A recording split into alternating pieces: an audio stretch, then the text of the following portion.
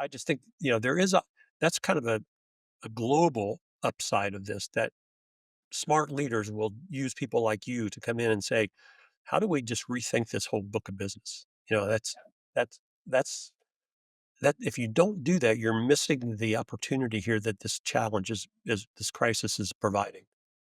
I completely agree. I call it a forcing event. It's going to force folks who have perhaps been risk averse or maybe really comfortable doing the same thing over and over and trying to scale that into a space where they're, met with a decision point. And I think that if you get to that decision point before someone has to force it on you, then you're going to be in a better spot.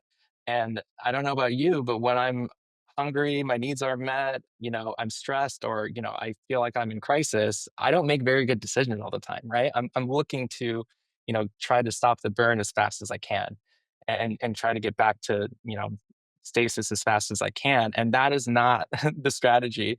We need to be mindful about that, be forward thinking about the pain points that are coming and not allowing them to creep up on our doorstep.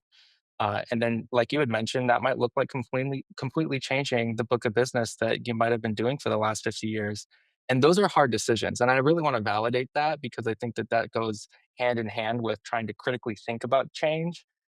You got to acknowledge that it's going to be painful for some at some level, but in the end, is it going to further your mission or sustain your mission? Because the mission can be applied to the decision, no matter what that looks like. And so, I think it really is going to force leaders, executives in particular, into those uncomfortable decision points or those spaces where they'll need to pivot. But that's what it's all about.